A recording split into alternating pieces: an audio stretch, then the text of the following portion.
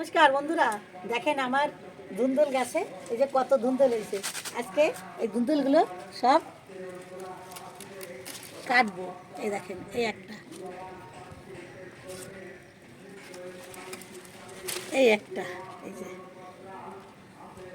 এই দেখেন, এই একটা, এই যে এই একটা, এই তিনটে হলো,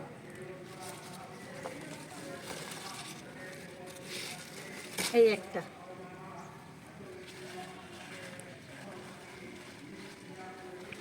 এই একটা, এই আর একটা।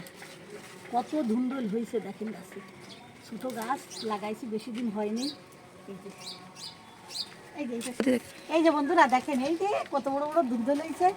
কয়েক দিনের ভিতর এই ধুন্দুলগুলো বড় হয়ে যায়, খুব তাড়াতাড়ি বড় হয়। এই দেখেন, এই একটা, এই যে এই আর একটা, এই দেখেন, এই দেখেন, এই যে আর একটা, এই দেখেন, এই যে দুইটা, এই একটা। আর লাগবে, এটা থাক, ছোটো আছে এখনো, এগুলো এখনো ছোটো আছে। এই একটা,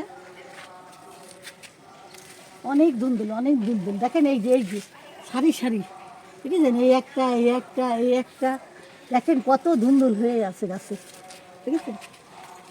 অল্প দিনের ভিতর এই ধুন্দুলগুলো হয়, অল্প দিনের ভিতর কাটা যায়, খাওয়া যায়। আপনারা এইভাবে ধুন্দুল গাছ লাগাবেন, খুবই আনন্দ পাবেন। আমি খুবই আনন্দ পাচ্ছি। এই দেখেন কত বড় বড় ধুন্দুল হয়েছে। এতে যত্ন করা লাগে না, বেশি সার দেওয়া লাগে না, বীজ দেওয়া লাগে না। নিজেদের সাথে নিজেদের বাড়িতে অল্প টপের ভিতর হলে খুবই আনন্দ, খুবই মজা। দেখেন এই যে এইগুলোর ধুন্দুল কেটে নিলাম। আজকে এই ধুন্দুলই আজকে তরকারি রান্না করব। আজকে এইতে হয়ে যাবে, আবার আর একদিন কাটবো।